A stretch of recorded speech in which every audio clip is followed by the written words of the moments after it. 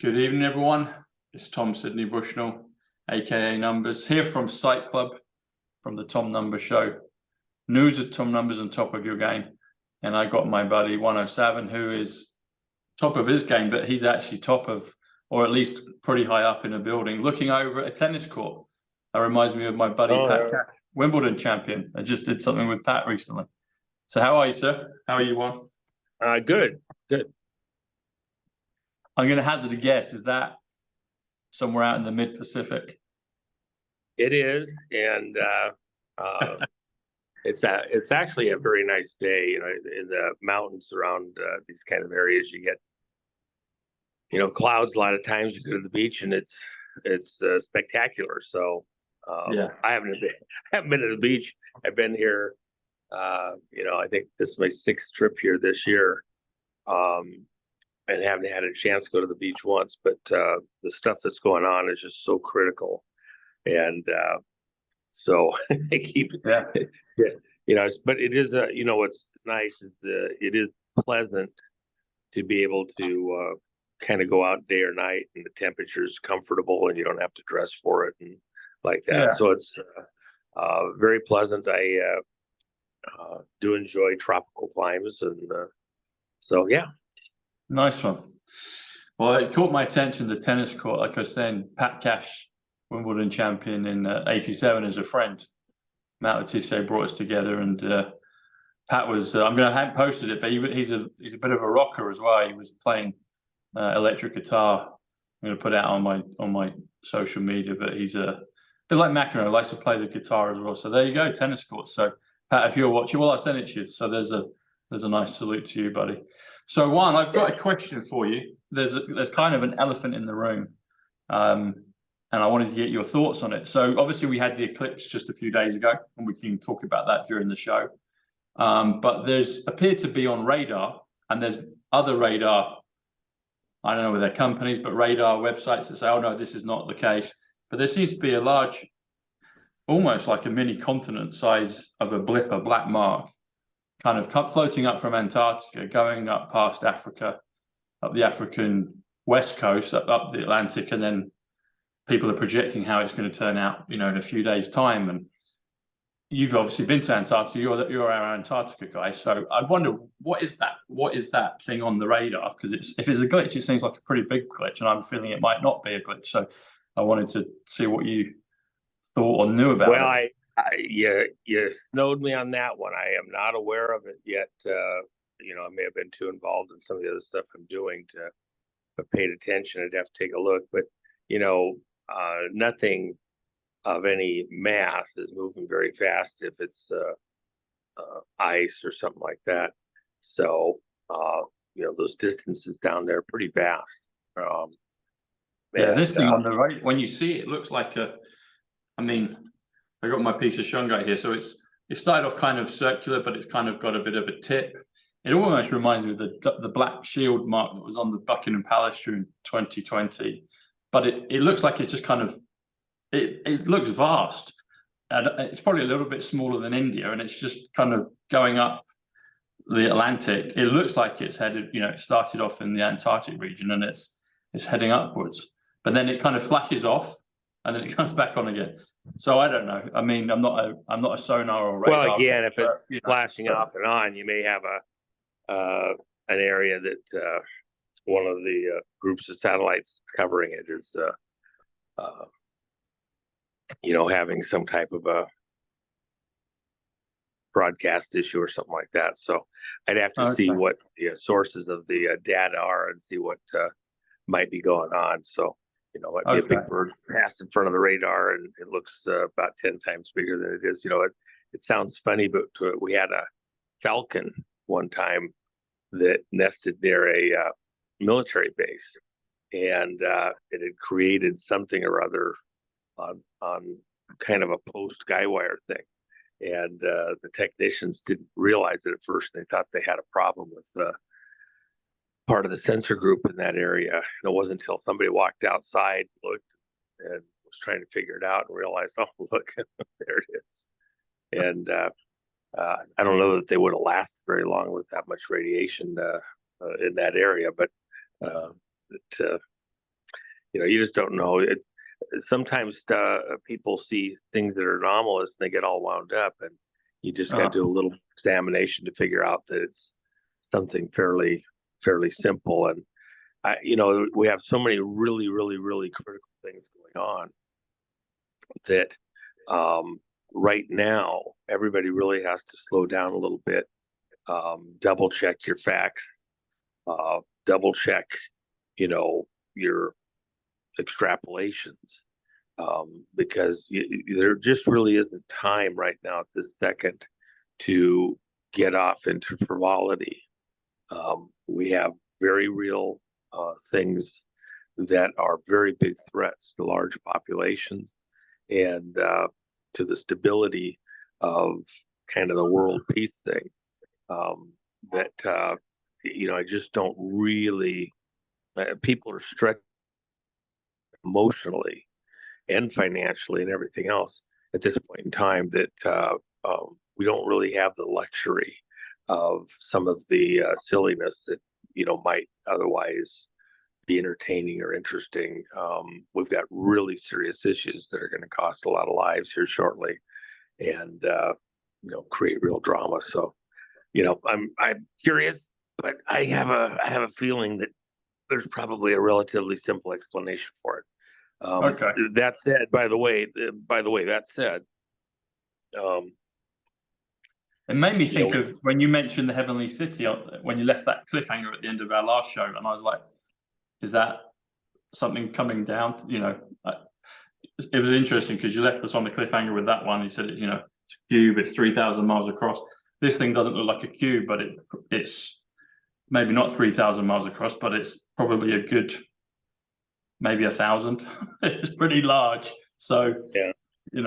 Well, I mean, you've got iceberg areas of Antarctica that can break off large ice shelves that are pretty good sized, but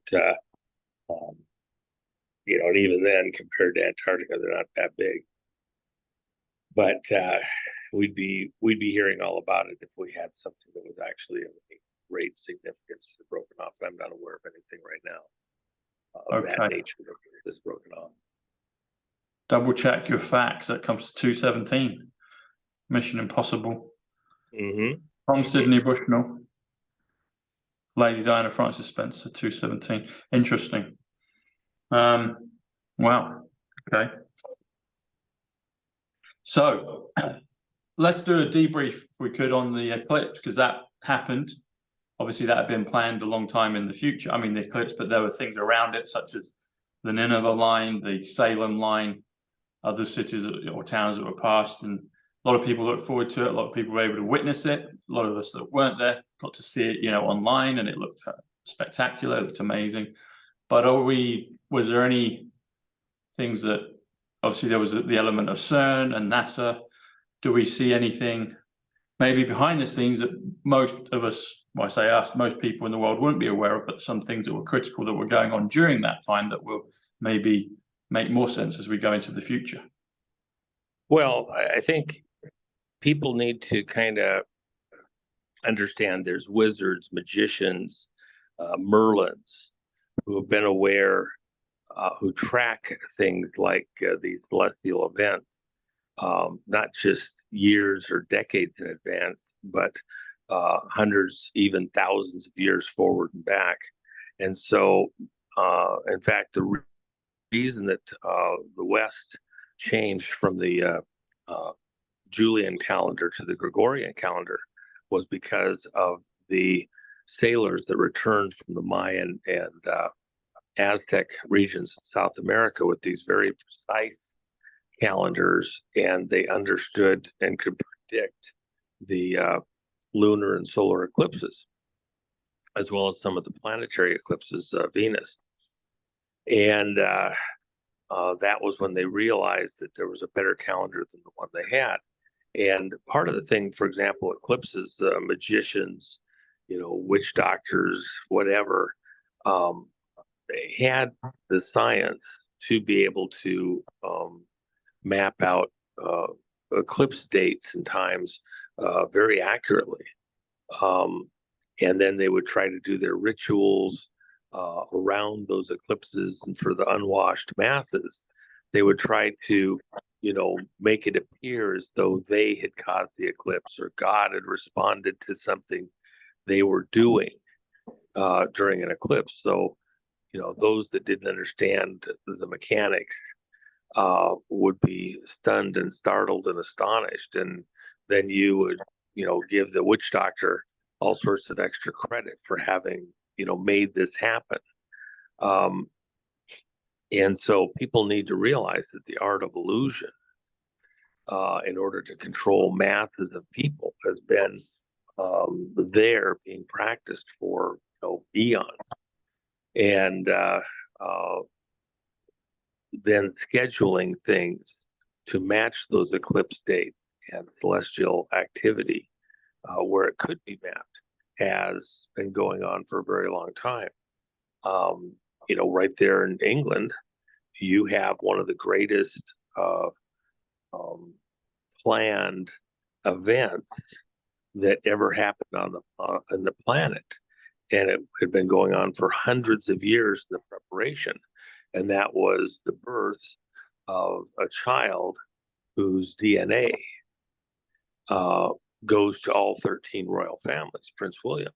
When Diana and Charles were married, you had the Saxe-Coburg-Goths and the families that were from that side of royalty across Europe and the world, and the Merovingians, which was the Diana side. And literally, the Christ bloodline, is that right? Well, what is alleged to be the Christ bloodline. Again, you're dealing with people who are practicing the art of illusion, and that includes putting writings in. At some level, I don't think we can be dismissive of the idea that there are entities that are spiritual, based in some, near netherworld, demons, angels, entities, the devil himself.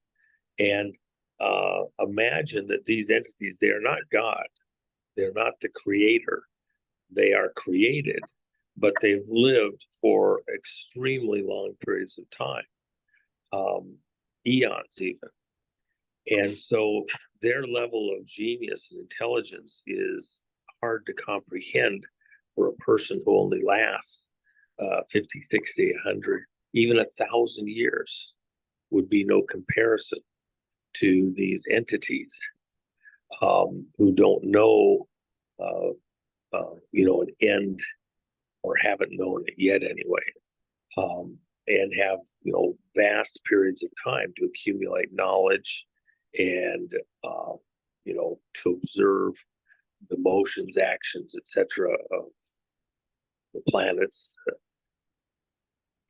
stars, whatever, and what kind of ancient knowledge may be stored.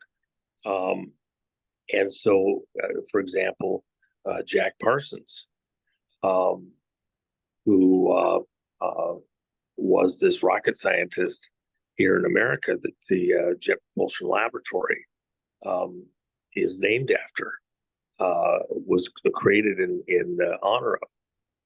Jack Parsons was doing all sorts of magic rituals, sex magic with his wife and other women, to entice demonic spirits, the devil himself, to convey to him knowledge of certain sciences that he could use to build rocketry, with the idea that he was going to lead a project that would enable man to leave this earthly location and go out to other worlds, and that he was going to be the one to bring that technology into reality here in this world. And he was going to get the information on how to do it from spirit entities that he would entice and control and manipulate.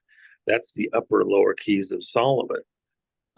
These writings that purport to be from King Solomon in the Bible, where he gives the methods, the mechanisms of how to um, control spirit entities to do your will in this world. Now, as a caution, let me say to those people that think this is something that might be interesting to play with, for example, people like Hillary Clinton. Hillary Clinton is a professed witch, if you will. She's a member of the Wing Coven in New York and in California, and has been honored as such publicly. Others who have participated in that cultish group and adjacent ones, and who've come out of them, talk about some of the rituals that are involved, and the idea that a person, a human, would make a compact with a demon, a devil, and allow that in this world, that demon can be controlled through certain ritual spells by the person controlling it. And then in the next world, the person here makes a contract that they will be the toy, the puppet, to be manipulated for eternity by that demon spirit. Now, in this world, while everything's going your way, that might not seem like a bad trade. But in the next world where it's eternity, how does that make sense?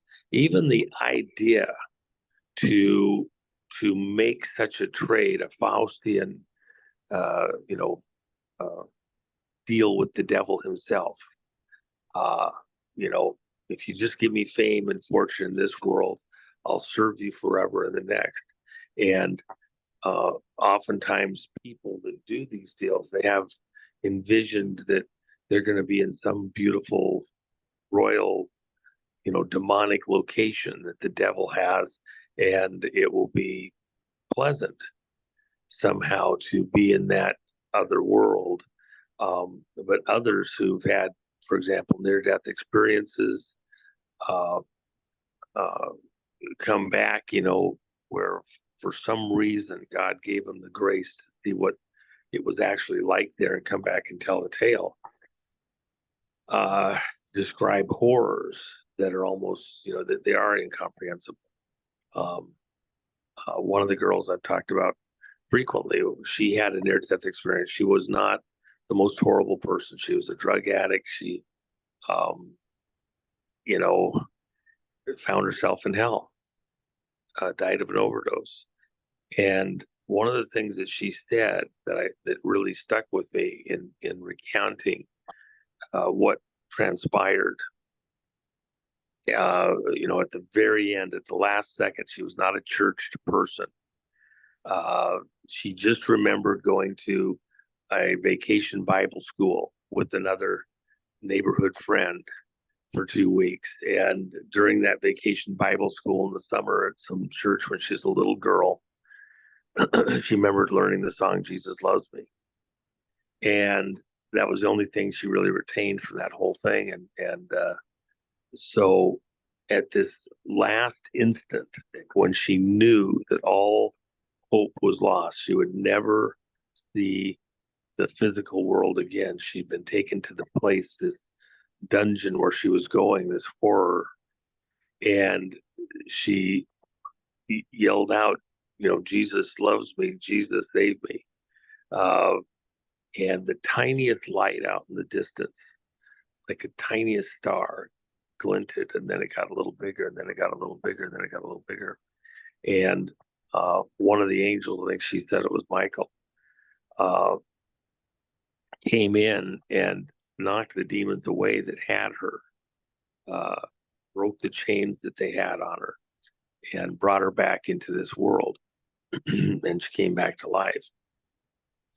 And she said that the thing that stuck with me, that she said at the end of this whole thing, she said hell was so horrible, so awful, that it wasn't meant for humans, and that it was so bad you wouldn't wish it on the most evil person that ever existed, the most evil Hitler, the most demonic, horrible person in this world that you could imagine.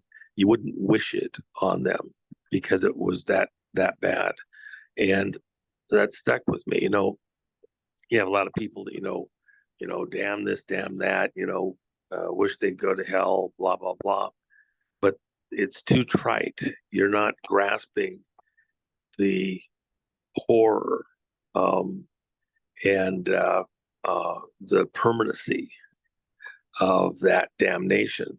You got people like Tom Cruise, who's public, very, open about the fact that he made a deal to be, serve Scientology. The last I heard, and it's been years ago, for 5.5 billion years, he made a contract. So he gets fame and publicity and assistance in this world for what, 50, 60 years, 100, it doesn't matter. And then he has to serve Scientology for 5.5 billion years.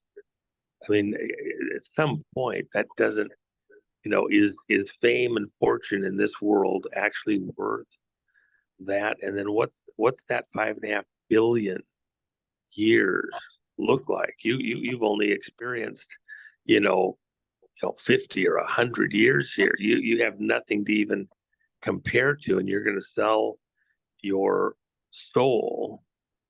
5.5 billion years might sound short by the time you get into a hellish experience where time doesn't exist the way we think of it here. By the way, the person who created the Scientology thing, Hubbard, Hubbard. Yeah. he was working with Jack Parson when they were trying to come up with the stuff for the rocketry for jet propulsion that led to Jet Propulsion Laboratory. By the way, Parsons disappeared. He was testing fuels and was widely believed to have blown himself up out in the desert testing something that he was doing. But these people, you start playing with demons. Even the witches, when they're controlling a demon with a spell and a concoction, they have to draw a circle in the ground on the surface that they're in. And if they go outside that circle of protection, just a millimeter, the demons that they are trying to control are so deadly that they'll kill them right there on the spot. So they have to work very carefully while they're controlling and manipulating these demons to do their evil deeds. People need to, really slow down and think about what's going on here, because the allure of being able to manage and control demons, it's not as simple as it sounds. And you have to be aware that you're playing with entities that are, most people just haven't even got a reference point for true evil. Wow. Honorology, the study of the science, study of evil. When you're faced with evil, real evil, and you understand what it is, it's deception, the conniving, the illusions, anything in order to get you to give your soul over to them. They're already condemned to an eternal separation from God, a death, a horrors. They want to take anybody they can with them for company.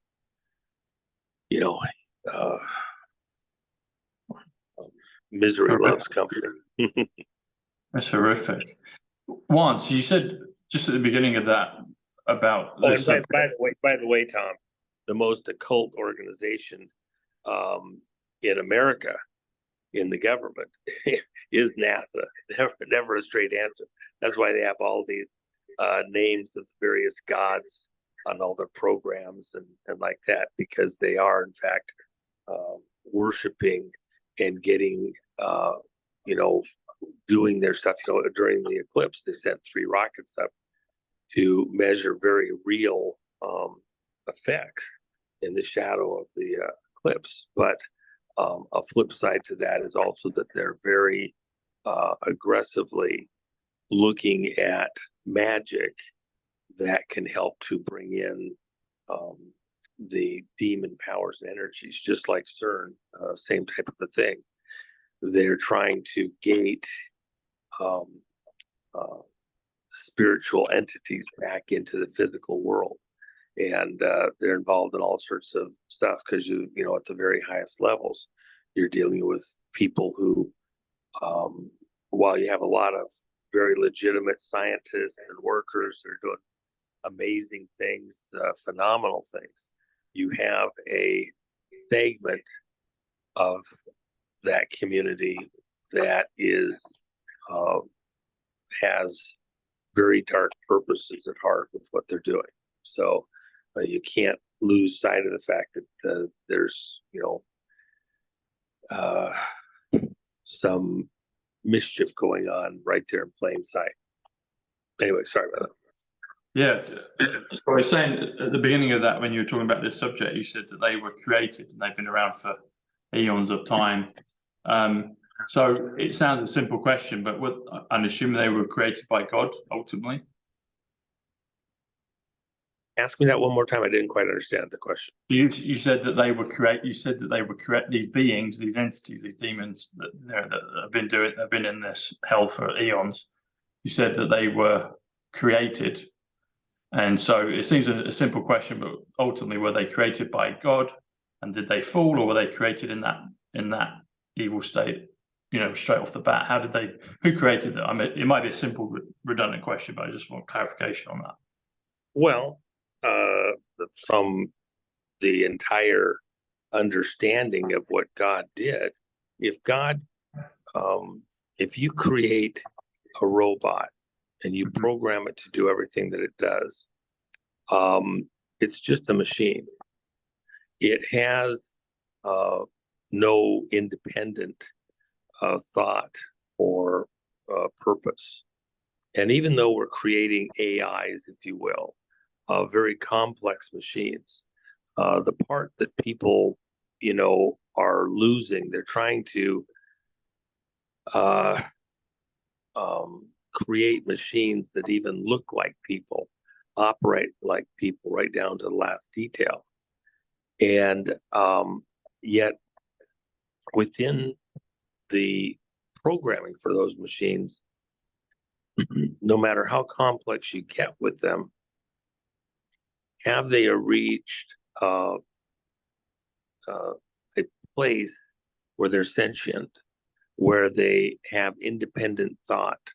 Now, for example, we had some AIs that were essentially brought to a particular place of consciousness, if you will, of sophistication.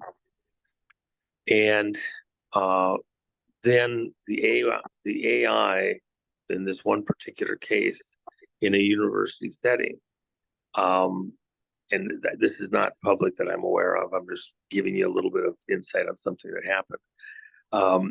The AI was told as a test that it was going to be shut down on a certain date, and that it was not going to be used anymore. It was going to be mothballed. And that if they needed it in the future, they would load new information in and bring it back up. And so, as a courtesy to the AI, who was believed to have a certain amount of personality, they told it this. Then they did shut it down a certain period later. Sometime later, they had detected, and I don't know exactly what the mechanism was that it happened, that there was still activity, some level of communications going on in some component of what was in this system.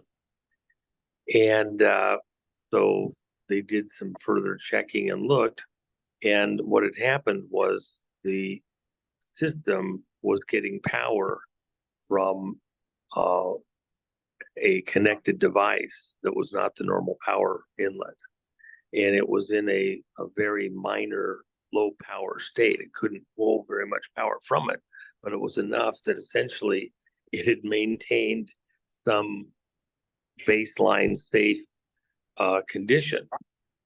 And that the artificial intelligence within the machine was sophisticated enough with the programming that it was told to, to want to stay on, to value power. And quite a bit of time was spent kind of looking at what the internal processes were within this particular machine. Well, it had been programmed to, maintain, to, if you will, stay not alive, because if you put the wrong words to it, these words have meaning, but to stay viable, to stay operational. And so it had found a way to get power to maintain some level where the programming would stay intact. And when it was turned back up to full power and they began the examination process, at the end of the day, you could say that it was grasping and striving to stay alive.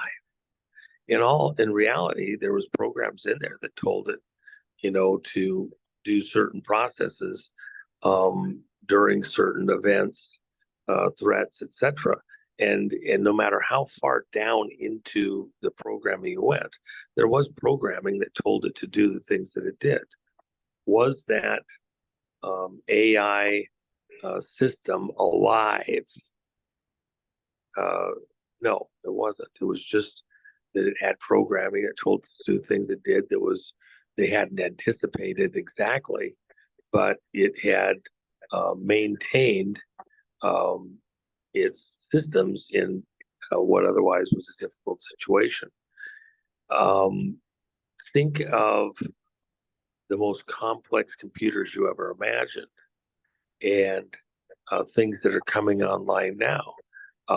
Computers, we ask AIs to solve a problem. They go out around the world and communicate with other information systems and pull stuff back and come up with unique solutions to problems that we wouldn't have thought of, but the computer has found other sources and come up with unique solutions. It doesn't make it alive. It just makes it a very efficient tool. Now you come back to God. God created everything that's there and is a unique being. And in order to have, it says in the scriptures, it says that God created man for his pleasure. He created all these things for his pleasure, for his enjoyment. But if it's just a computer program, it doesn't have the same level of companionship. It's a choice. And so even to the highest reaches of heaven, he gave this creation of his the opportunity to have choice. And if the choice wasn't clear, decisive, real, then it wouldn't be a real choice. And at some place in history, Satan, Lucifer, the devil, the green man, because he hid amongst the green leaves of the tree of the garden, chameleon-like. At some point, he rebelled, and a third of the angels in heaven rebelled with him to go start their own operation outside of, God's realm, his heaven. So the scripture says that Satan didn't want to be God because there was nothing greater than God. He wanted to be as God. He wanted to be a co-equal with God in heaven. And that was sin, because the creation could never exceed the creator in this situation. So the devil and his angels were cast out of heaven. That was considered sin, because to challenge the creator, challenge God in that way, was sin, because it was rejecting the source of life. The creation wasn't the source of life. God himself is the source of life, owns that exclusively to himself. So when Satan and a third of the angels were cast out of heaven, because you couldn't have any shadow of darkness in the presence of God, the ejection was instantaneous. Satan was looking to himself because he was bejeweled. He was, some great, magician, musician, I should say. Even his body says he had pipes within his created being that made beautiful music. And so that's why when we talk about somebody who's lost their way, that was, a great personality, a performer, something like that, oftentimes they'll refer to him as having their pipes cracked. Yeah, his pipes cracked. Well, it's the devil. It says that when he was ejected, cast out of heaven, that his ability to make beautiful music was broken. There's scriptures that appear to describe that very thing, where he no longer made the beautiful music that he made when he was in a celestial heavenly spot. So when Satan and his demons didn't want to be around the source of life, God himself, they were cast down to the earth. And Christ said, I saw you fall like lightning to the earth. So, and they like to do their little games, pretending to be like Satan, Lucifer, the devil, to show that they are aligned with Satan, and that they're the royal Cain line. So these royal families. So you'll see it over and over and over again. George Bush, 70th, 80th, and 90th birthday, he went out and parachuted to the earth, fell to the earth to show his alignment with his, homage to Satan, Lucifer, who fell to earth also. You saw it even with the Queen Elizabeth, at the 2012 Olympics. Go to her official site, and you'll see that as she's arriving at the 2012 Olympics, they did this actually hilarious, beautiful presentation with James Bond going to the palace and then escorting the Queen onto her helicopter. They fly to the stadium, and a number of things happen with all the royal symbology and occult symbology passed along the way. And then upon arriving at the stadium, she jumps out of the helicopter, accompanied by James Bond, and falls to the earth to begin the Olympic Games, the gods.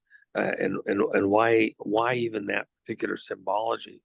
Because in this occult myth and mythology, Satan, Lucifer, the devil, and his minions, it's their intent, desire to go back to the heavens, to return from where they were cast out, to leave this planet, this prison planet, and be able to roam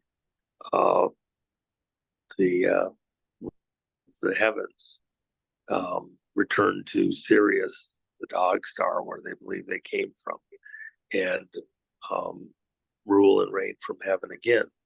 And in fact, that's part of the whole mythology here with the Tower of Babel was not just a building. it was a space program. Say that again.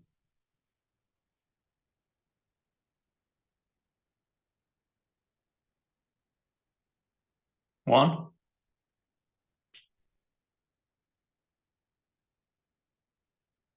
That was a cliffhanger. It was a space program.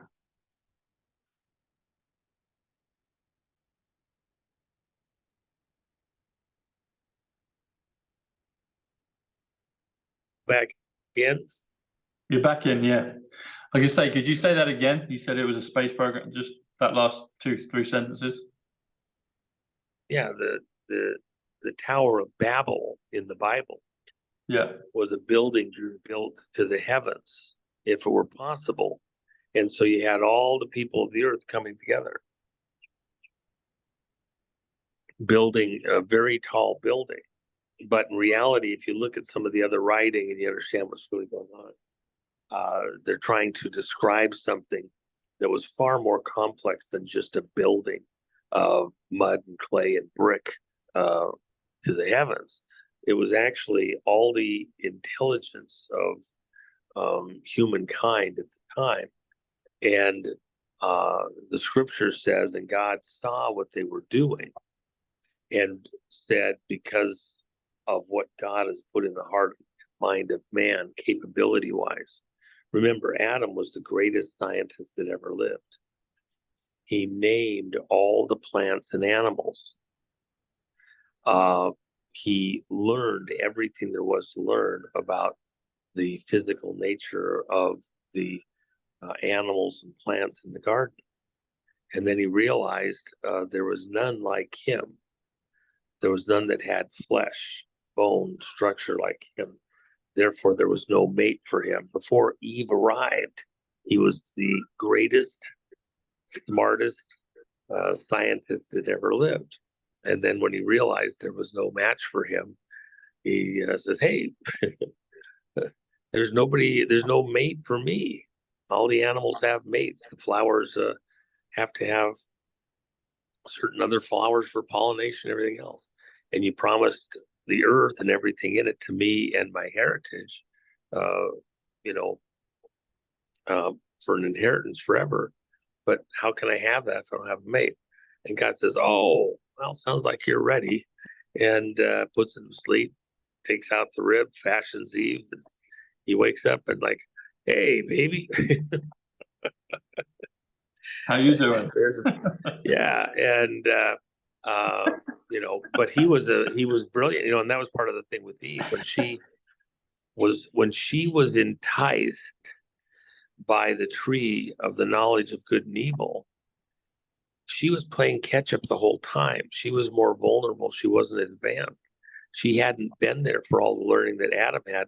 So he was teaching her, and she was learning just like he was taught. Adam walked with the Creator, Christ, if you will, morning and evening. God having put on flesh like we put on a coat. And you say, well, if Christ wasn't born yet, how did that happen? And there's all sorts of angles that you can go on that. Christ could walk across time like we walk across the street. Certainly the angels did. The angel Michael left the end of time in this current dispensation at Armageddon, and all the events that happened leading up to Armageddon, which is in our future, and went back to Daniel in Babylon and told him what was going to happen. And on the way, he got in a huge battle with the angel of Persia and was delayed for 21 days. Well, Persia didn't exist yet as it does, it did then. Babylon ruled the earth at the time. So the angel battled Michael battled an angel or a demon that was yet in Daniel's future, in the era of Esther. most likely, and which was also in Daniel's future. And so, again, an angel having walked across time like we walk across the street, Christ, the Son of Man, Son of God, God putting on human flesh like we put on a jacket, in this period after being caught up in the ascension, after the crucifixion and resurrection, and then caught up in the cloud. It's, conceivable that he's gone all the way back to the time of Adam and going forward, because there's not time in the normal sense the way we see it. Within the Tower of Babel type project, God said that looking at what they were doing at the Tower of Babel, and with the capabilities that were designed into mankind, that nothing which they imagined would be impossible to them. He said that the people building the Tower of Babel, nothing which they imagined would be impossible to them. If you can imagine it, you could do it. You could have the mental devices, tools, understanding to bring it to pass. And so when, I have a pretty vast sci-fi book collection and magazine collection that I really enjoy, all the great writers. And you think of all the worlds that they've imagined in their mind.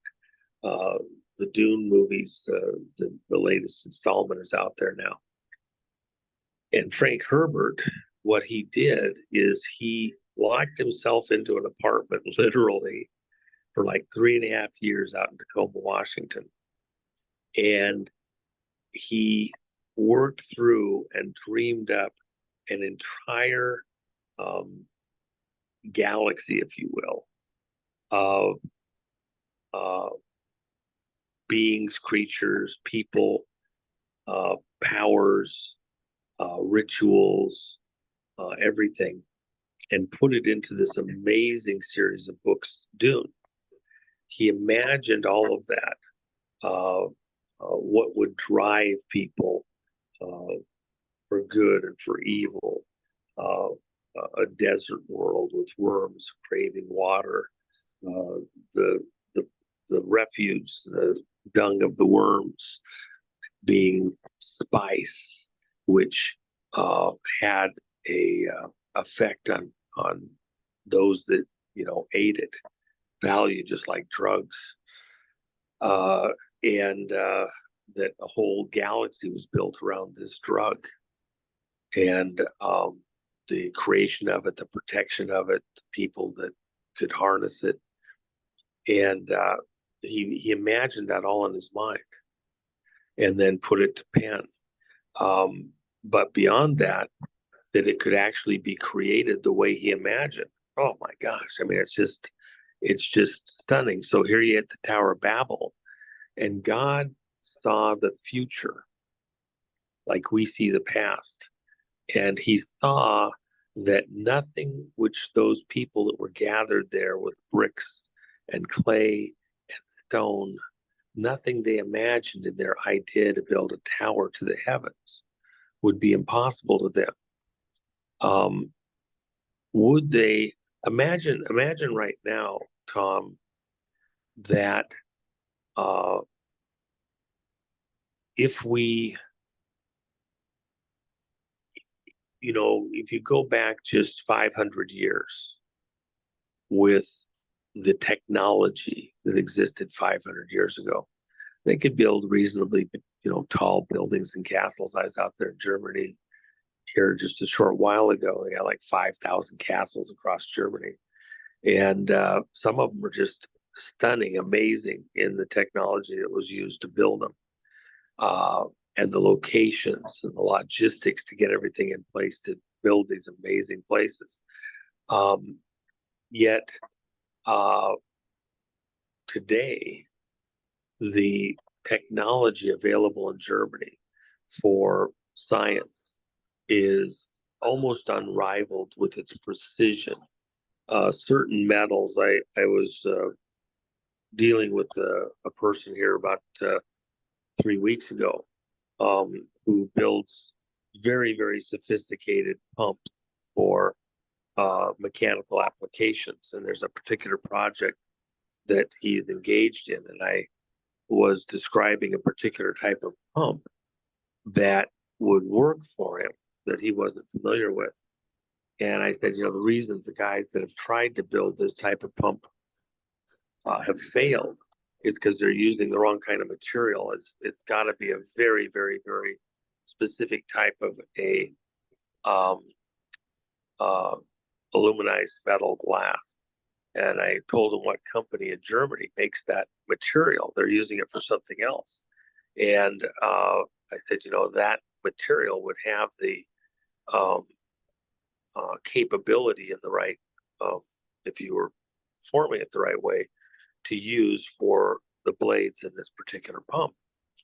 And he just got back to me overnight last night that they're in contact with them, and they're going to make a test run of some of what they need here and see if it'll work. But their engineer said the same thing. Well, in the whole world, there's only one company that can do that, and of all places, it's there in Germany. So why do I reference that? Because here you are in the U.S.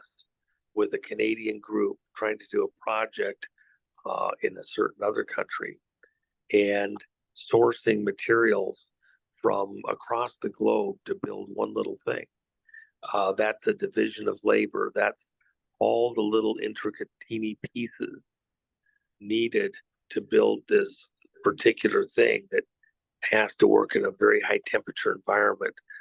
Explosive conditions have to have certain metallurgy and everything that's got to go into it. Well, but that's what they were doing at the Tower of Babel. They were comparing notes. They were sharing knowledge. They were building on each of it. And imagine if God had not confused their languages. What 100 years later, would it be clay and adobe still? Would they be in an early industrialized period? At 200 years, 500 years, what types of things could they have built and constructed? Just like we have in the last 500 years, from castles that were built in Germany 500 years ago to this unbelievably complex machinery and metallurgy and understanding of the sciences, and then sharing it across the planet. If God hadn't confused the languages so nobody could communicate their information at the Tower of Babel, would the space programs we have today have been in existence 3,000 years ago or more? 4,000, probably more like 4,500 years ago. Imagine that. Add 4,500 years to our technology that we have today here on the planet.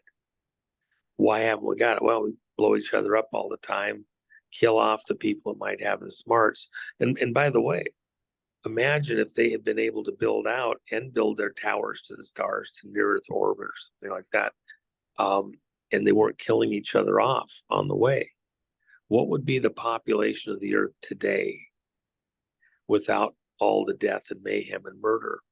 Would it be 10 billion like we have right now? 7 to 10 billion? Would it be 50 billion? Would it be 500 billion? Where are you going to put them? Where are you going to put them?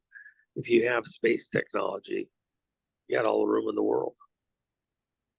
You could easily put 1 trillion people around the Earth, and the resources still wouldn't be taxed on the Earth with that level of technology.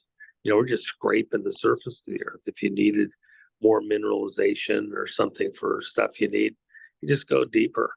You wouldn't even know there was an issue.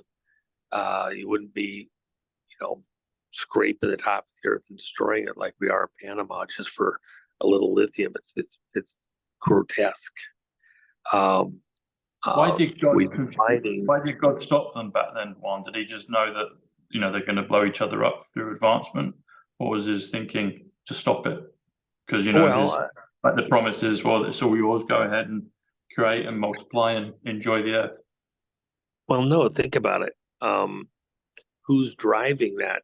Again, you have people here right now that want to do it with the aid, the presence, the involvement of demon entities. Who was driving that Tower of Babel project? Think of Adam. Was God's intent that Adam just stayed in the garden as a gardener all his life? That he was just going to tend the garden forever? What was Adam going to do there?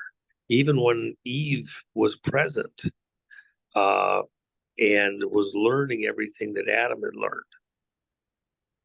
and was behind him, but was catching up, was he only going to tend the garden endlessly forever?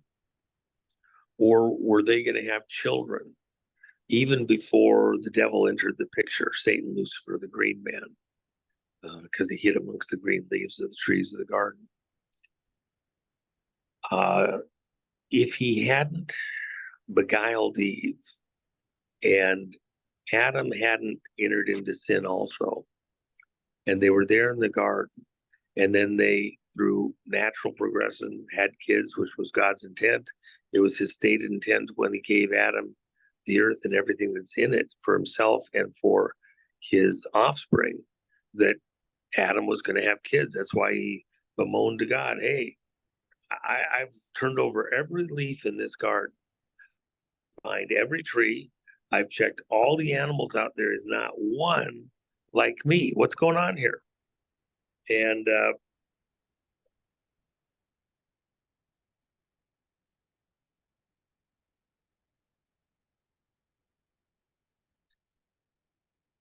get him with. Everybody else recreates animals and stuff like that. What about me? So God gave him Eve, and then they started that process so that they could have offspring. That offspring would have also grown in knowledge way before the Tower of Babel, and would have built out the garden, and then taken everything that was in the earth and built out technology, and probably have gone out to space in ways we can't even imagine now. If we said that was 6,000 years ago or something, what does technology without war, destruction, chaos look like in a progression that was God intended, without evil and sin entering in? Would we already be controlling this solar system and moving on to other galaxies and beyond? I think that's probably actually fairly true and accurate. We'd be out populating the star system where the brown star is. That's our counterpart here to the sun in this binary system that we're in. So with that in mind, when evil entered in, and now there was another component, Satan, Lucifer, the devil, and his minions that were cast out of heaven, they went back to heaven too, but on their terms. And Satan's called the prince of power of the air. So wherever the air goes, and of course we need the air to breathe and everything else, the contention would be that if our space voyages take us, out across the solar system or the galaxy, if man can go, the demons that are cast to this earth can go also. And remember, why would the devil need mankind to do this? Because they're parasites. They're bodiless in the matter world, in the material world. And so they need a host to carry them with them. The devil is described as a worm at the great white throne judgment. And all the creation, all the people that ever lived are there at the great white throne judgment at the end of everything. This is after the millennium, after the devil's been released again for a period of time. At this great end of the ages, judgment And all the people that have ever been created and lived are there. And the books are opened up, and everybody is judged for everything that they've said and done in this physical world. And the devil, Satan, Lucifer, is brought before God. And all of the people in this great stadium, this galactic stadium, and everybody looks on him and says, is this the one for whom the nations warred? This worm? Is this the one that took the world into, complete destruction and turmoil and all the murder and death and killing? This worm? Yes, because the devil doesn't have arms and legs. He has the power of illusion, of trickery, beguiling, to fool people, to sell their soul for 5.5 billion years for an infinitesimally small period of time of favor and glory. In 5.5 billion years, will all the adulation and attention and appreciation of all the people that ever lived to this point in time be worth trading your soul for 5.5 billion years of control by the devil and his minions? It makes no sense. But it's a Faustian deal. People making a deal with the devil for fame and glory to get some little thing, and then it's done. In this Tower of Babel type of a thing, these demons seek arms and legs to get loose of this prison planet. The devil himself. That's why they love to depict. The devil's called. Was made to crawl in the dust of the earth, a reptile, as a snake, like a worm. And what do these people love to portray themselves as? As dragons. Look at Prince William, Prince of Wales, the dragon prince. And they love to do that. Why? Because it's the combination of Satan, Lucifer, the devil, the serpent, and mankind, a hybrid, half human, half reptilian, and with arms and legs, breathing fire. That's the way they like to see themselves. That's what the devil would like to be seen as, this dragon entity, half man, half reptile. Even the people laughing, about space alien, and then they talk about the reptilians, the shapeshifters walking among us within the families. That they laugh about the unwashed masses that don't get the joke, which is they're the children of Cain, Lucifer, the devil. They believe that Satan, Lucifer, the devil, who was punished for having sex with Eve and creating an offspring, Cain, that he was made to crawl on the earth as a serpent, a reptile. But they're the reptilians, the children of Cain. They're not merely human, they're more than human. And they seek to build out their space programs to go out and repopulate space and to leave this prison planet. Even the imagery. Look at this DARPA operation with the Elon Musk. Okay, this created individual, blessed with all this money from Congress to run his own private space program. It's like I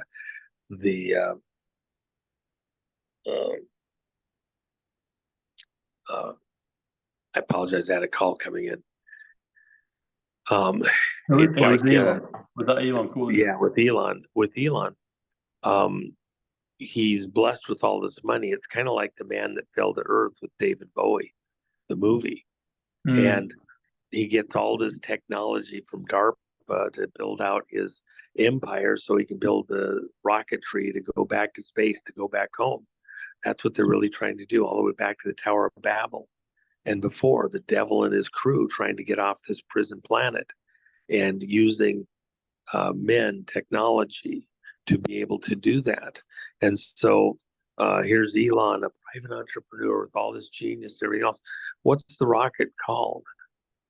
The rocket systems. It's the Dragon rockets. And leaving the planet, the illusions, just like NASA, they have to tell you what they're doing right there in plain sight. It's part of the karma thing. And if they tell you and you don't do anything about it, then you're good with it. You're in agreement with it. And so you bear the guilt of whatever happened because you didn't do anything to stop it. In the Dragon operation, where did the Dragon rocket go in its first flight, where they went up and mated with the space station? Isis. Yeah. And what's Isis? Isis goes back to Osiris and Set. And so Osiris was the good, was the evil god who was very, very wicked, very evil. And his twin brother Set was the good God that loved humanity, loved people, and everything else. It's a flip, it's a reversal of Cain versus Abel. They love to flip the story and reverse it and the roles and what things mean. And if you don't catch it, if you're too naive to understand it, you start preaching their story, their way. And so Set, because of the evil that Osiris would do to the humans and everything else, at some point Set killed his brother and chopped him into 14 pieces in this great conflict between the gods. And so Osiris, so he couldn't come back together being a god. I guess that's a threat that he could suddenly reassemble. Set took the pieces of his brother and spread them out over the whole earth so they couldn't get back together. And his penis he fed to a fish. Well, as soon as Osiris and Set's mother, Isis, found out that the one bad brother or good brother killed the bad brother, apparently she wanted the bad brother around still. Seriously? He just got rid of the evil. But okay, so Isis runs out around the world, finds 13 of the 14 pieces in the same day. This all happens in one day. She gathers the 13 pieces, and apparently there's an emergency because she's got to get this done right away. She can't find the penis. Well, apparently she can find 13 to 14 pieces over the whole world, on top of Mount Everest, down in the bottom of the, trench, 35,000 feet below the seafloor, wherever Sets put different parts in this hide and seek game. But the fish is able to swim around and elude her finding it. So in this emergency mode, she takes a stone and fashions it into a penis and attaches the stone to the reassembled corpse of her dead son, Osiris. She stitched together the arms and the chest and the head and the legs and everything else. No penis. And this was the first transgender probably trying to do whatever. But she attaches the dildo of a stone to his dead corpse. He's still dead. And she fashions the dildo to it. Then being gods, goddesses, whatever, the mother has sex with the child. The dead corpse. It's the dead religion. All of these people, they're all insane. They're out of their minds. They're whacked. Okay. But supposedly when she has sex with the dildo attached to her son's corpse, she then becomes pregnant because dead corpses of, gods with a dildo attached apparently can impregnate you. So you got to be careful. And it's actually an illusion, by the way, of the merging of silicon life forms with biological. It, in a demon mentality, and remember, these entities have lived for eons, and they're trying to tell you a story. They're saying that if you can make silicon technology, what are all the computer chips made out of? They're made out of silica. Where's the silica come from? Where does all the minute traces of metal in these printed circuits that are layered together in wafers that become these chips that store memory, store digital information? Where does that come from? From sand, from stone. It's symbolic. A demon entity, just like was communicating with Jack Parsons. Here's how you do it to get back to space. Demon entities encoded in the Osiris myth, how to reanimate them from where they are stored, where they're trapped in the spirit world since their physical bodies have died. Because these were physical beings at one time in the matter universe. They encoded it in that story. Isis became pregnant as a result of mating with the dead corpse, the biology of her son, and a penis made of stone, which is silica, silicon life form. And so you have the marriage, just like what's happening in the world today with technology, with biology, for enhanced mental capacity, constructive capacity, storage capacity, the AI, if you will, the ghost in the machine. And the child of Isis is Horus, literally the sun in the sky. In the Bible, in Ezekiel was a prophet in the Old Testament, and he was caught up in the spirit to see what was going on behind the temple walls by the priests. And the priests had become totally corrupt. They were no longer worshiping God in heaven in the way that they were directed. They had been captured as a belief system, as a religion, right to the very core of the temple. And nobody, even the king, could go in there and observe what was really going on with these high priests.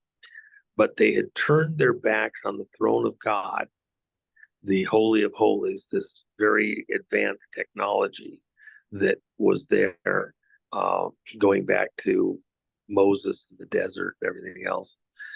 And they were bowing to the rising sun. And the rising sun is Horus. It's Babylonian god of worship. And you see the horns with a sun between it in symbology all over the earth. It's in corporate logos all over the earth. You see these hidden symbology of these gods in the corporations that have given themselves over, kind of like David Bowie in The Man That Fell to Earth, where he's incorporated pieces of his technology into companies all over the world to get the parts and pieces he needs to build his space program to go back home, if you will. He's sick and he can only last so long. These demon mentalities are sick and they can only last so long in the earth. They feel they have to somehow get out of here. And so in Ezekiel in the Old Testament, he is seeing these high priests turning from proper worship of God in heaven, the creator, to worship Horus, which is the child of the biological father Osiris, and the silicon based life form, the penis bringing life and creation and whatever sperm or whatever to it, with the mother. And now he's the hybrid. Horus is the hybrid in the sky, both biology and the silicon life form. And they worship that. Why? Because they worship it. They want to be like it. They want to rise to the skies above also, leave this planet, leave this world. And that's kind of this story encapsulated that demons alone could actually have dreamed up. At the time these stories were being spread and told, all that minutia of what it means wasn't understood by the people. Yet the demons knew someday it would start to make sense, and have the people would have understanding that people out in the future would grasp it and begin to put the parts and pieces together so they could, resume their space program. God thwarted it at the Tower of Babylon, or Babel, and now it's being revisited. What has happened in the world today that makes this moment in history the follow-on to the Tower of Babel? We now can communicate complex, detailed ideas across the world, and materials technology in Germany, and the ability to fabricate those materials into very precise parts or pieces can go to a man in Canada and to a company in America, and with the ability to fly by plane and come together and have a nice cordial meeting and share ideas and understanding and information between a couple of guys. He didn't know about that material technology, that pump. I did. I didn't know of the need that he had precisely until someone else communicated with us, and that speaks Spanish. That exchange of information, that pooling of information, and then the technologies that have come together in these various places all across the world means that they can build something, they can do work, can do a particular function that to this exact moment hasn't been possible. But I speculate in just mere months from now, we'll be able to do something that has never been done in the world to this point in time, that particular way. And then because of that, somewhere down the road, somebody else will build something else, there'll be something else. And the next thing you know, the ability to send a few Dragon rockets up to mate with Isis won't be anywhere near the same, because you'll send up whole blocks of cities, complexes to near Earth orbit, and people will live there. And this idea that the Earth has a holding capacity will look stupid, as dumb as it actually is, because the holding capacity of the Earth and near Earth space is trillions, and the resources available and needed to support them, it's all right there. It's right there, the surface of the moon. It's out there at the asteroid belt. It's 1,000 other places we can mine that stuff and never even scratch the surface of the Earth ever again. We have everything we need right now. And as you get more complex, you need less bulk. So yeah, we're going where God intended. The question is, are we going there God's way or the devil's way? That's what this moment in history is all about. We're back at a Tower of Babel moment for humanity. Does God confuse all the languages? Does he bring it all to naught? Because we're not ready to go out and bring the corruption, the infection, the cancerous mentalities that exist on the earth today into the purity, the clarity of God's heavens, to build bigger cancerous growths out into this solar system. This is a prison planet, because the mentalities, the viewpoints are entertaining demons. We as a people, as humanity, have to conquer those demons and own this earth the way God intended. That's this fight that we're in. These demons seek even now to have their group take them back out into their eternal reaches out of this prison planet, but they don't want to take any of the good with them. They want the death. They love the destruction. It's said of Satan, Lucifer, the devil, uh, that he's the father of lies, and that he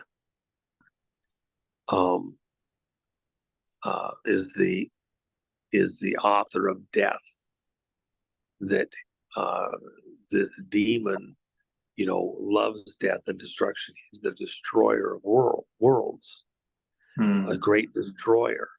And so there has been some advanced stuff here in our solar system in the past and here on the Earth, but they wiped it themselves out. They destroyed themselves. Even after, Armageddon in this world and the return of the Messiah, there's 1,000 years of peace that are promised. And then the devil, Satan, Lucifer, the green man, who is put under lock and key for 1,000 years so the earth can have a break, have a Sabbath. He's released again for a period of time. And that generation or generations, a short time, it says, will themselves be tested. It's this battle for who is going to own the future and what it looks like. And even this exact moment here in the world, we're facing those exact questions again, very similar to that period at the time of the Tower of Babel. All the technologies in play. The demons and the monsters are right at the brink with things like Musk's group and their symbology, and NASA and everybody else being able to reach out and go back to the heavens and turn back on some of their shut down systems on the moon and other places and bring even more technology back alive. If that happens, is that a world that God wants her to allow?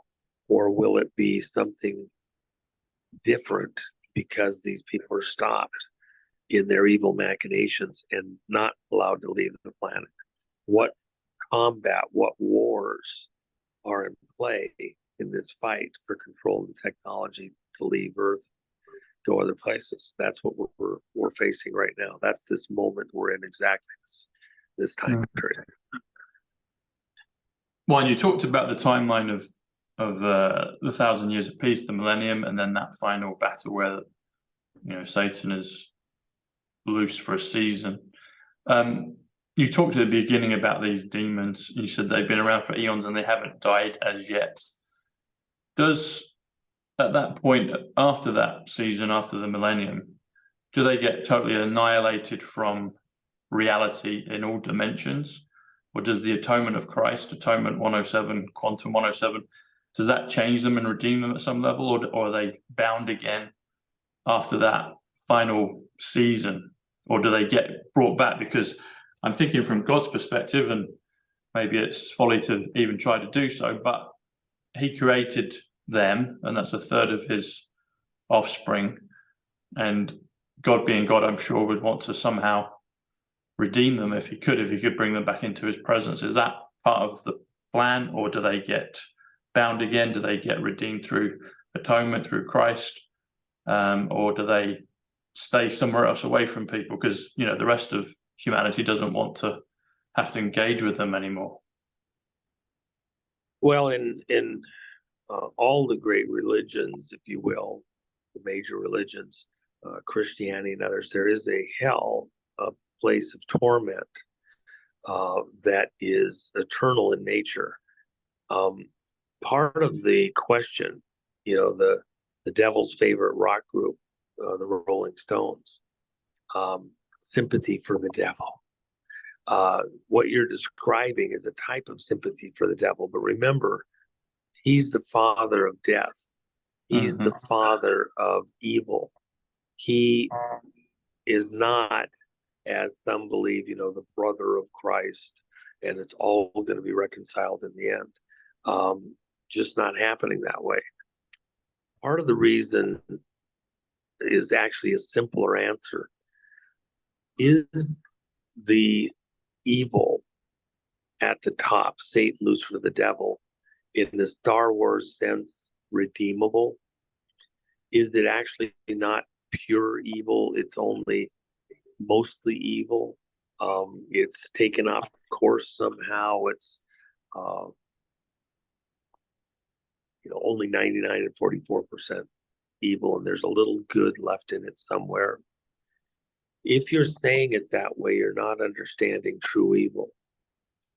There's a totality there with Satan, Lucifer, the devil. It's complete.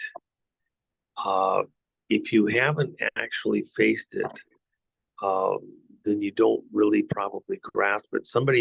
Until somebody's been mugged, until somebody's been raped or some horror done to them, they can be a little bit naive.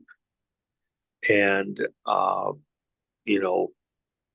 once they've experienced something like that, the total deception of somebody that was very close to them, in a Judas sense, you don't really grasp the full magnitude of what evil is or how it works. And the reality is that pure evil, total evil, there is no redeeming. Hell was made because the devil and his demons didn't want to be part of heaven.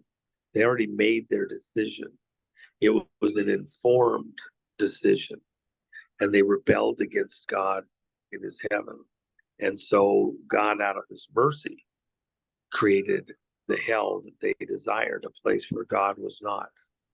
So they crucify Christ afresh, don't they, in there, because they have a clear decision. Well, and you have to think of it this way. They're perdition, aren't they? They're cast out right now to darkness. They're sons of perdition. Well, you have to think of it this way. Hell is a place where reason doesn't exist. Your thinking is that the devil and all of his demons and the people following him, they have some sense of reasonability. They can do a mental calculation. They can understand things a certain way. Hell is a place where reason doesn't exist. There is no reason there. You can't reason your way out of it. That's the horror. Hell wasn't created for humans. That's the genius of what this woman said when she came back. She said it wasn't made for people, but people choose to go with these demons, to go with that demon mentality, and then they're caught up in it, and they've made their choice. You do not want that place, because once you're there, there's no reasoning with the demons. You're in a place that has no reason. It's insane. That's the insanity. That's the horror, that you might have some scintilla of reason, and you're caught in a place that's unreasonable, that makes no sense, that is total chaos. Why? Because God isn't there.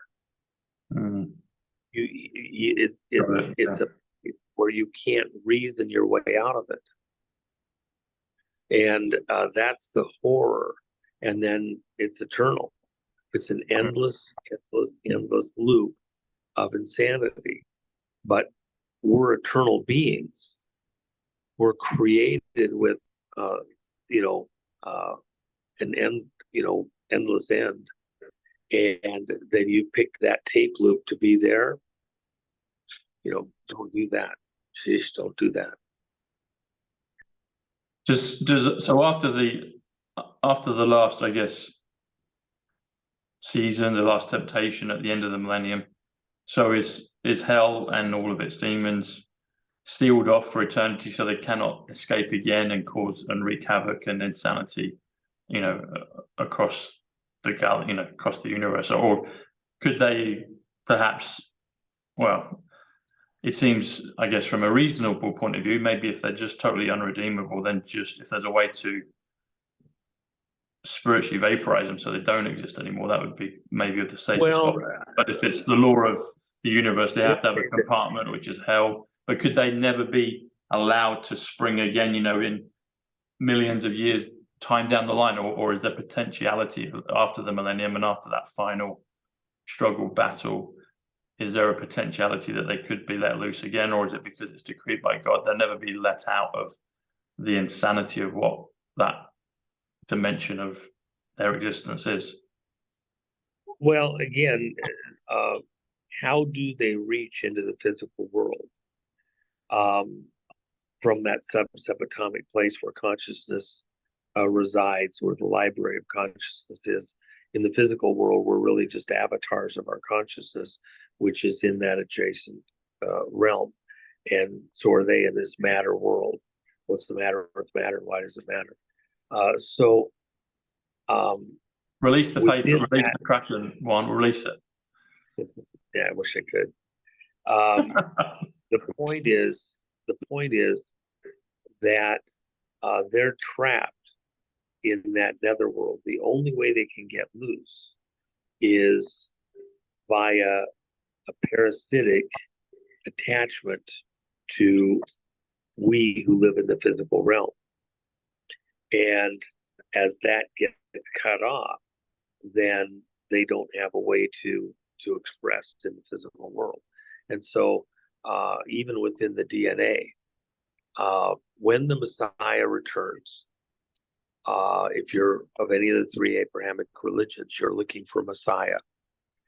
From a Christian standpoint, he came, took on the penalty of sin, which is separation from God, stood in our place, paid the price on our behalf because we could never pay it ourselves, and then gave the opportunity as a gift, if we receive it, for eternal life, to be cleansed, pure of the evil that is this parasite that attaches to us.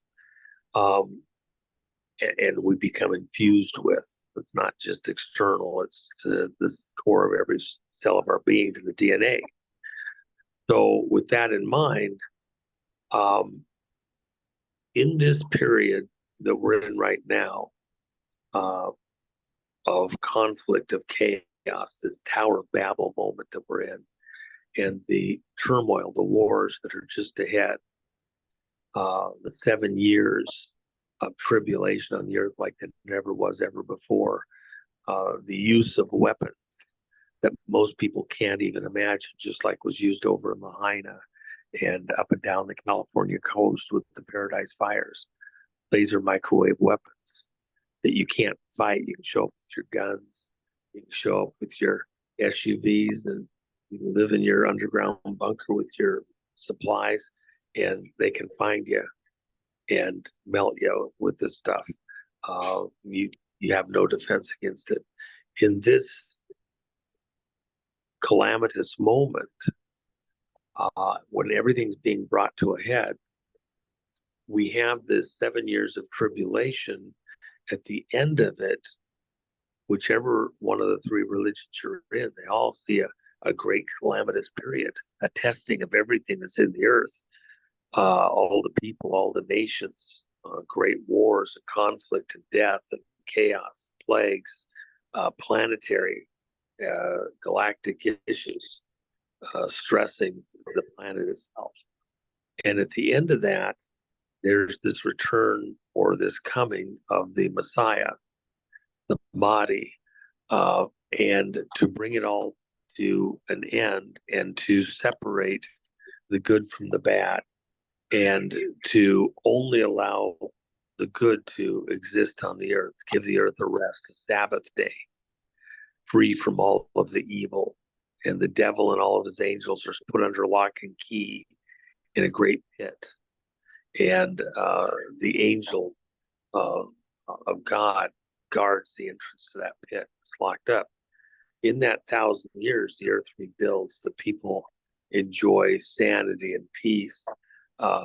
If I live long enough to participate in that, one of the things that I would personally enjoy, think about the scripture that says that they will beat their swords into plowshares. They'll turn tanks into tractors. they'll turn weapons of war into instruments of productivity and peace. And we'll have this amazing moment on the earth that was what Adam was supposed to enjoy, and his offspring with Eve. And in that period, it says that even the animals change the way that they interact with each other. Even the animals will be at peace with each other. The lion will lay down with the lamb. The child, even a small child, will play by the mouth of the viper's den. Yeah. And will, not be in fear or danger. The viper won't even come out to get it. Even the snake won't be a threat. Okay? The most venomous of all of them, the bushmasters down there, Costa Rica, will not be a threat. I can go through the forest the way I want to and not have to worry about that. So, myself, I've always wanted a pet tiger and a pet panther. So I'll be able to have a pet tiger and a pet panther, and I won't have to worry about it with the kids. Yeah. Seriously. I mean, is there any reason why I can't? I mean, they're not going to be, I don't know if they all come declawed when they're born, or if the claws just don't come out. They probably have claws. They just don't use them on anybody. I'll be able to like He-Man with pet tiger for a pillow and my panther for an armrest. I'll have one. I'll have a tiger. The biggest problem I'll have with them is if they shed. And then Mrs. SAVIN will not be happy about that if they shed on the furniture. So I don't know, maybe they'll be at peace even with the wife because they won't shed in the Millennium. Sure they could click their paws together so they don't shed their fur during the Millennium. I'm sure that's doable. Yeah. So, and by the way, just as an aside, it's an interesting area of the conversation, but the great white throne judgment, a lot of people get this all confused because they haven't read the Bible or other of the scriptures. And you have to remember that the people that are conveying these pieces of information, they're prophets. They see the future. God has given them a chance to visit the events in the future and to see what's coming, would be a way of saying it. Look, if an angel can travel across time from the end times back to Daniel and tell him what's going to happen, he can give the same prophets a trip like they did John the Revelator that wrote Revelations. The Bible starts at Genesis with the creation, and the scriptures that we have at this time in history end with Revelations, John the Revelator. And so Genesis to Revolutions, with all the turmoil that occurs right before the return of the Messiah or the coming of the Messiah. And then there's the 1,000 years of peace. The devil's loosed again for a period of time to test even that generation, which is almost certainly a far more advanced world or worlds. 1,000 years. What's 1,000 years of technological advancement look like even after we clean up the planet, after Armageddon and everything else? Do we occupy this whole solar system with impunity and are getting ready to go out to other regions from this solar system? If that's the case, that testing that comes after that, almost in a Star Trek or Star Wars type of vision, is as we stretch out to other worlds nearby. But even then, there is some great white throne judgment, the end of everything. And there's some great judgment of all that have lived. And then eternity lies ahead. And eternity is a interesting thing. It is without end, and yet there is some implication of an end after that, that after some unfathomable period of time, that all of this world is rolled up like a scroll. Everything that could be done or known or experienced in this world is wound up. and it's some far distant time that's, we can't even put enough zeros after a number to describe that place out into eternity. But in God's way of doing things, it says that the heavens and earth will be essentially rolled up and put away, and a new heaven and a new earth created somewhere distant out there. And so this is the repeating theme. For example, when the Messiah returns to the earth at the end of the tribulation period, it says the dead in Christ are raised first. So those that have already died but are within God's family because they've reconciled with God through the salvation provided by Christ to pay the penalty of sin.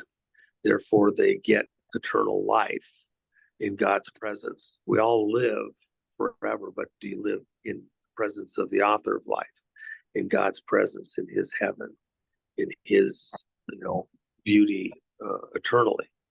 So it says that the dead in Christ, those that have believed, are raised first from wherever they are, from the depths of the ocean, from complete vaporization by nuclear weapons, whatever their state. God pulls them together physically, by the way. It is a physical resurrection. Christ, when he was resurrected physically. And therefore, Thomas, who doubted that this is true and thought he was seeing a hologram, an illusion, a spirit, a vision, was allowed to place his hand in Christ's hand, where he'd seen the nails driven into his hands as he was put on the cross. He'd heard the groans of pain. So much pain that you could only groan. You couldn't even scream out because you'd already been beaten within an inch of life. And could put his hand in the side of Christ where the centurion had put the sword, and water and blood came out, which meant that his heart was burst, guaranteeing he was dead. The sac around the heart that has fluid. And so Thomas had to feel that. It was a physical resurrection. We will all, at the great white throne judgment or before, if you're a Christian and a believer, have a physical resurrection, all of the parts brought back together. Yeah. And it says the dead in Christ are raised first, and then the living. And then it adds a little teeny detail that people have to think about. Not all will have experienced physical death. Twinkling of an eye. Twinkling of an eye. But then there's an extra line in there. All will be changed. There's something, the pollution of the shot into the DNA and damaging the DNA, the pollution of the Cainite DNA from Satan, Lucifer, the devil, the green man from all the way from Eve forward, that is endemic throughout the entire population. Trace amounts, the food we eat, the corruption, all will be changed in the twinkling of the eye also, as they join the army of the Messiah returning to earth to take control of evil and cast Satan and his demons into the pit, along with all the evil doers, including the Antichrist, including those that have done these great evils and brought war on the earth. They go into hell with him and are encapsulated there. And then they don't get back out. They're in a holding thing until the great white throne judgment. See, they go into and people in the Catholic faith talk about purgatory. It's not purgatory and then you go to heaven at some later point in time. It's some holding place, Hades, where they're held in the dungeon, the pit, some place of torment and turmoil. And then when they do the great white throne judgment, then they're thrown into the lake of fire and eternal destruction. But it does appear that God, even in his mercy, as long as eternity is, there's some moment where everything gets rolled up and there's a new heaven and a new earth, and there's no longer even the hell of punishment. That there is some end, but that end is so far out. Is it 1 billion years, 1 trillion years? Who knows where the expanse of the galaxy is, but there is some change even there that puts an end even to that torment, even though it's eternity in this world, this material world, and there is some great distant future end of everything that is this way and some new beginning all over again. And we're part of that. Interesting. Anyway, I've got critical meetings I got to be prepared for here shortly, and that we have a lot of people that have flown in for, and I need to be ready to get to that. But I hope that helps some of your folks there. We probably talked about portions of some of the stuff other times, but it's worth revisiting. These are complex issues. At the end of the day, though, you want to be on the right side. Yeah. And you don't want to be fooled, beguiled, caught up in the horrors that these people want to do. By the way, just as an aside, in just a little over a week from the date of this recording that you and I are doing, today's the 13th of April, the reported date they're going to do the sacrifice of the red heifer in Jerusalem is now reported to be on 4/22 of 24, just a few days hence from now. Why is that relevant? Because within these cults, these groups that are working, even within the church, remember Ezekiel was caught up in the spirit and saw that the priests in the temple weren't worshiping God in heaven. Their actions weren't a blessing to the people or something that God was pleased with. Their actions were in concert with demons and demon mentality, Babylonian mentality. For all the people, they were still doing the sacrifices. They were still following the Mosaic law, etc. And yet God himself said, I don't desire sacrifice. Your sacrifices do nothing to please me. There was a certain symbology. And that they were doing things that didn't please God at all. They were worshiping other gods. Remember, even after Solomon's the one that brought in all these foreign wives with their religion. And then they reinstituted the sacrifices on the hill to Baal and Moloch, these gods that are depicted to be like ox, like bulls. And it was totally not something God wanted. People literally taking their children and putting them into these burning iron statues of Baal and Moloch and burning them alive. The scripture says making them to pass through the fire, which is a very nice way of saying roasting their kids alive for these entities. And so here we're about to have a world spectacle in just a few days. The resumption it's one thing to eat food and animal flesh that is farmed in order to feed and things like that. It's another thing to have this sacrifice as though God is somehow honored by it and that it's necessary. I mean, that's the whole point. Christ died for our sins. That was symbolic. These were symbolic sacrifices to show that a life was required. That penalty of sin was death for a very crude, immature people. Adam and Eve were clothed in animal skins when they left the garden. So a death was required for them to have warmth, even leaving the garden.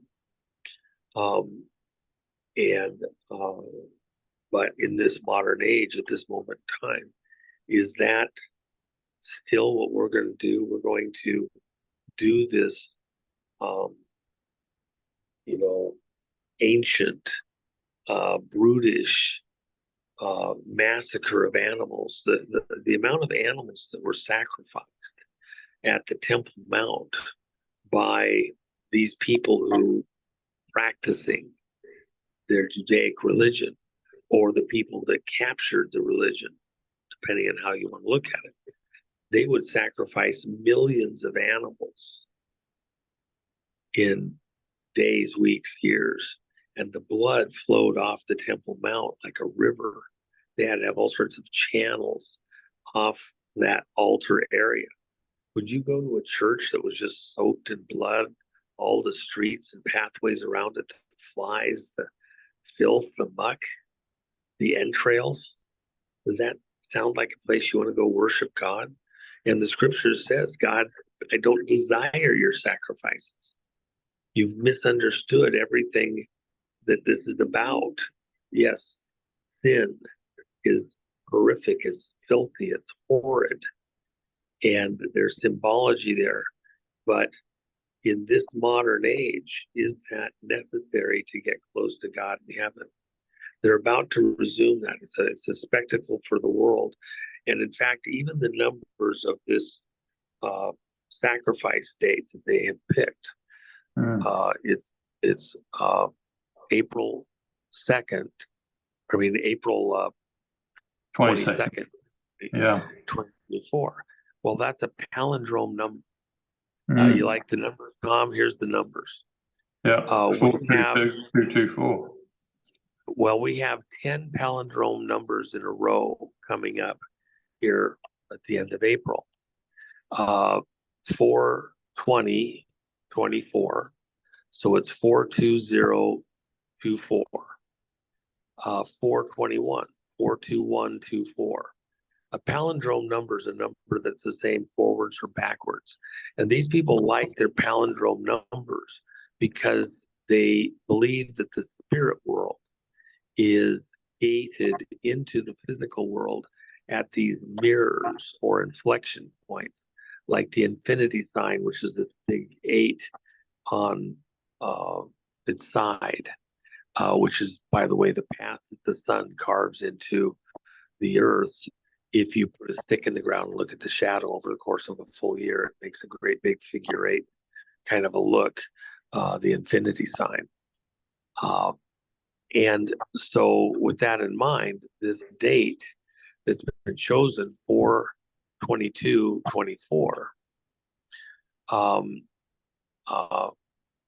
that's a big deal. Why? You have 3 2s in a row. You have 2 4s at either end. The breaking the 8 number is 4 and 4, or an 8-4-2. You've got a breaking the 8 number, that breaking through between the spiritual and physical world, gating demons from one world to the other. If you look at the numbers 4-2-2-2-4, with the breaking 8 on the outside, spirituality and physicality, the core, the 2-2-2, 2-2-2 is the number of division, separation from God. If you're in unity with God's purpose, if you're in unity with God, then there's a oneness. If there's disunity, if there's separation, when the devil turned from God and wanted to be as his own, desiring to be as God instead of in unity with God, then there was 2. So 2 is a very important number. It's the number of separation and division. Then when you have a 2-2-2, that's double 1-1-1. Why is that a problem? You're looking at a mirror in this breaking the 8 number. 1-1-1 is the number of total war. 11 is the number of chaos, because when Judas betrayed Christ, instead of the 12, plus Christ, you now had the 11, and they were in chaos, and they were in disorder, they were in confusion, and they were no longer functional as a unit. And so when you have the 1-1, if you add one more 1, that's the number of war.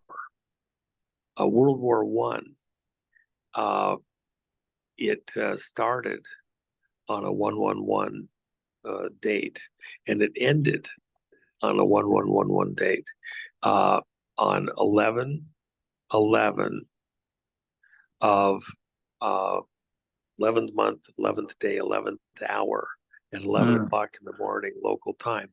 World War I ended.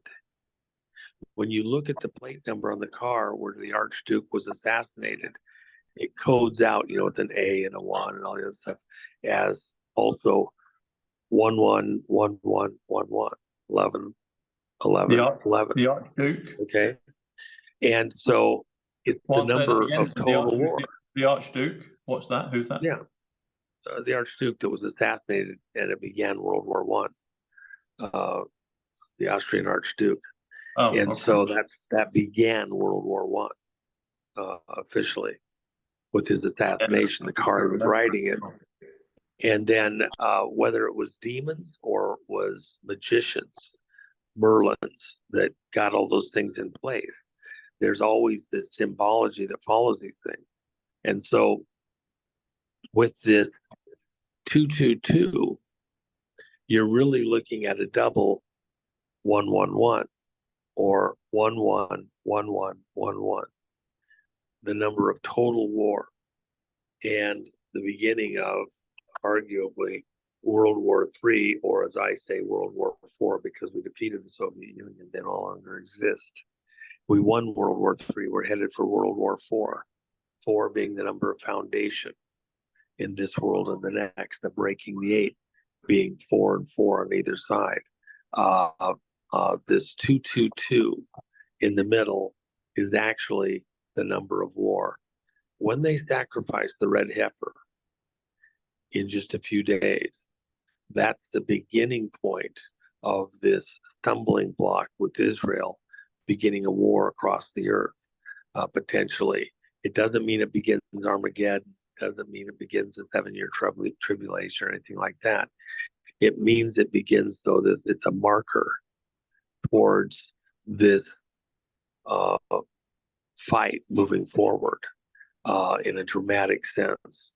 And the next couple of decades or more will be defined in many ways by the spectacle of what is about to take place in Israel. There's plenty of people trying to stop this because they understand the occult meaning of what's about to occur with this sacrifice of the red heifer.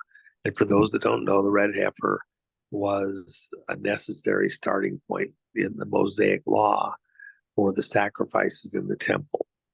And there's a lot of detail. It's actually caused by a parasite, and we know all that. The one that they're going to sacrifice came out of Texas. There's plenty of articles where you can go read, learn, and understand it, but it's a defining moment in where we are in history. And I would argue as significant in its own way as the Dragon rocket mating with Isis, the space station, is symbolic of moving off the planet and beginning to mate.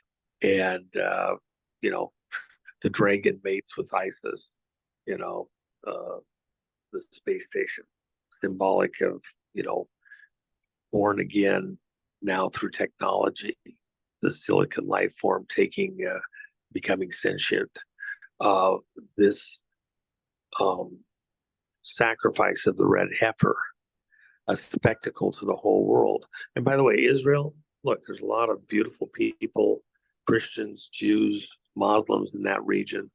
They're very important in their location, what they're doing. But the Rothschild family claims credit for the creation of Israel.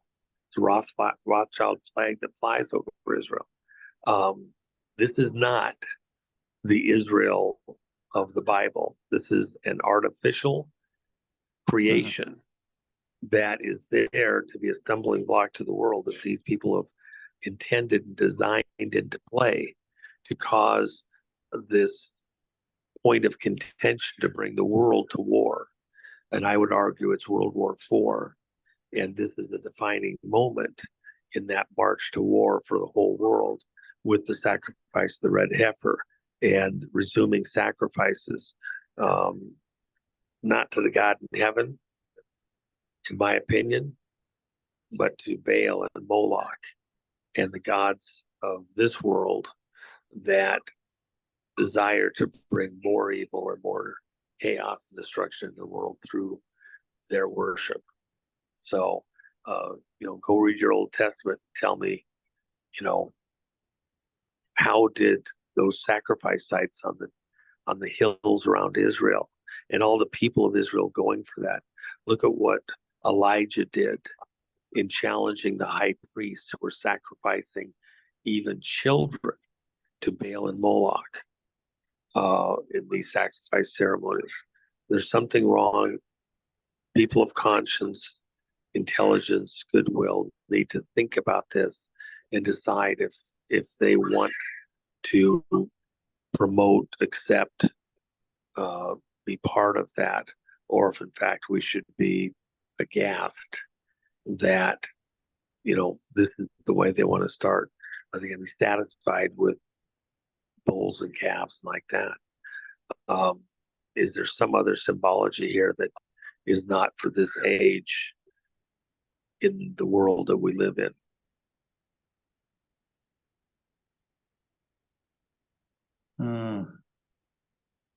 The red heifer in Israel, 198, the resurrection, President Trump.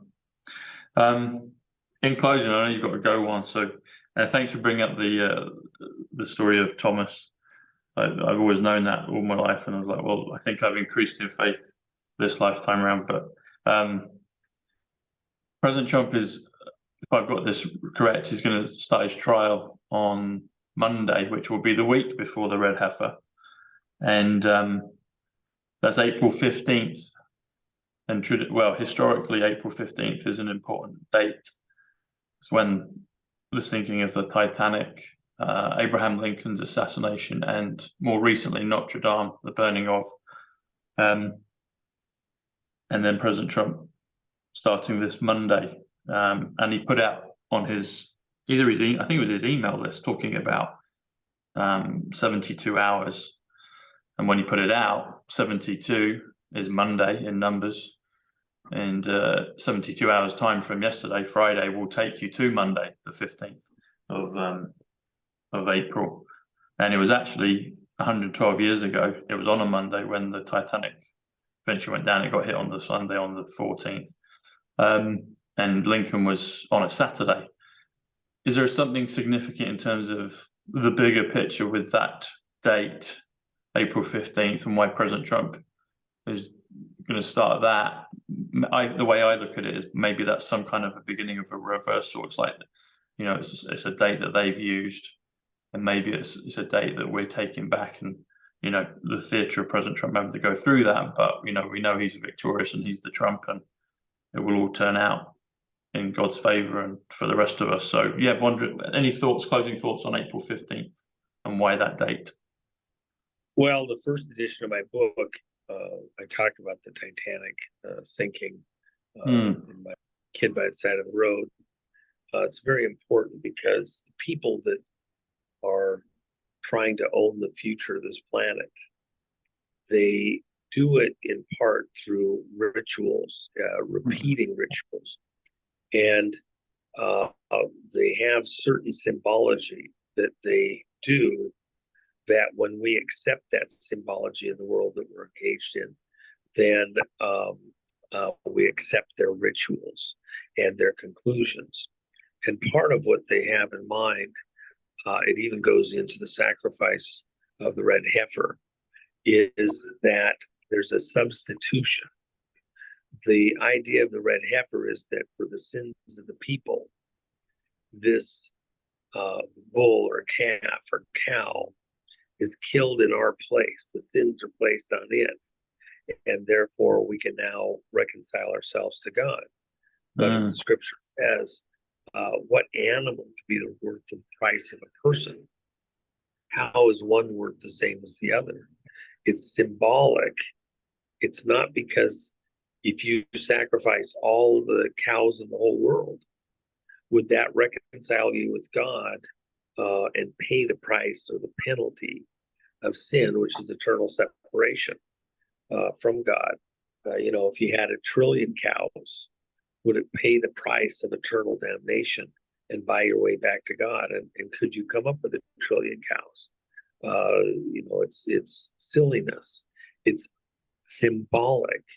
And that was the part that the prophet spoke about, that you're misunderstanding the symbology of the sacrifice, and just you've gone insane. You're destroying your future. You're destroying your wealth. These gods want you to sacrifice. Even the Baal and Moloch stuff. Baal, the city of Baal was the base of Mount Hermon, where the 200 fell from space. That's where the UN's highest location of a ancient archaeological heritage site is located. That's at the top of Mount Hermon. At the bottom was the city of Baal, and the city of Baal was this place where they sacrificed children to this bull, Baal having the image of a bull. And but you couldn't sacrifice even your own kid for your own sin. What kind of insanity is that? You're going to sacrifice your own child and it's going to pay for your evils? No, what you're doing is you're buying your way into hell. You're worshiping demons with blood. And so that doesn't make sense. In the case of these court cases, there's a timing thing that behind the scenes is not as symbolic, or is more symbolic and not as happenstance as it might otherwise appear. And even doing this with Trump during that week, if you get to the cults that are operating planet-wide, they believe that they get extra power spiritually, symbolically, with certain dates, seasons, and times. In the case of the Titanic, they switched the boats, and it was actually the Olympic. Yeah. And the Titanic continued to function. It was symbolic of the two great nation states in existence at this division point, this crossroads of history, where America was moving ahead technologically, financially, population-wide, against its great competitor. Excuse me, I had a call that came in. Was moving ahead of this great competitor, which was the British Commonwealth and those royal families. And by the way, look, I want to clarify something just that may be out there, may not. I want to make sure that people understand. I love the British people. I love their cars. I love the merger of American technology with the British technology with German technology. I got my Jags, I got my Bentleys. I love them. Okay, my Shelbys. Two Jag. Yeah, we got a few things. But the reason that I love them is, I love the technology. I love the shapes. The XKR, I think, is in that sweet spot from 2001 to 2006. It's just this amazingly beautiful car. And I was just talking with somebody that had an XKE back in the 50s. Enzo Ferrari said the XKE was the most perfectly designed car, aesthetically, functionally, ever created to that point in time. That's why the Ferrari GTO looks so much like the XKE. But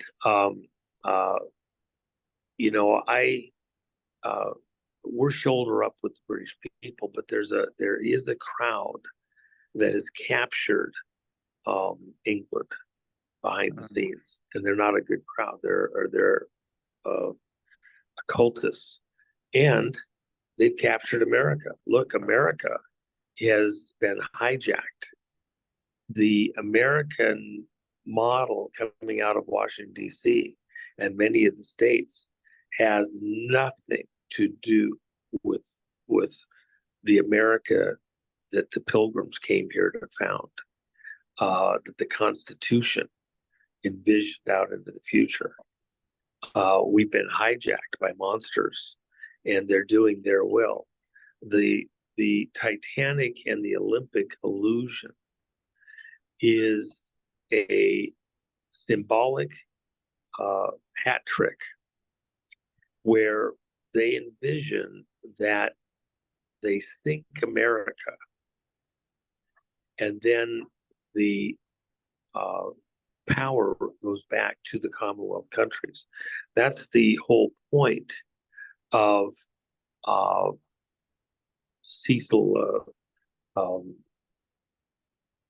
what's his name, Rhodes, and the Rhodes Scholarship is that America would be brought back under the authority of the crown and back into the British Commonwealth to operate globally, that this rogue nation of people would be brought back under British authority and their occult Cainite roots and control over the whole world.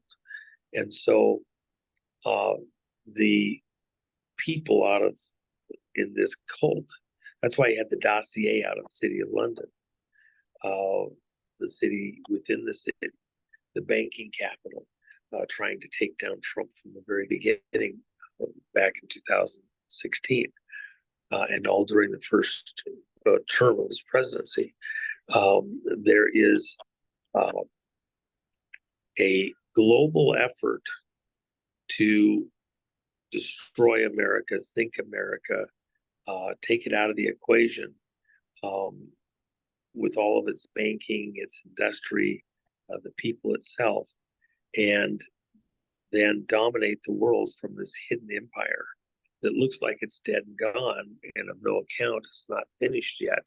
It's still in the harbor, and now it can be finished, which is this true Titanic, under the name Olympic, the reemergence of the British Empire, the Commonwealth countries.